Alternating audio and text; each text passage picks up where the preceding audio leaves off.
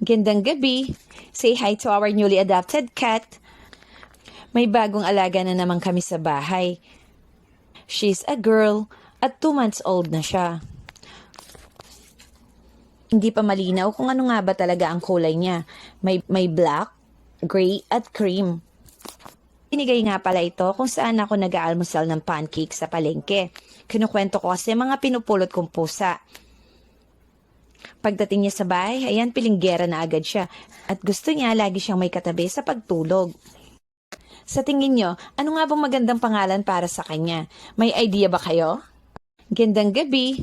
Say hi to our newly adopted cat. May bagong alaga na naman kami sa bahay. She's a girl at 2 months old na siya.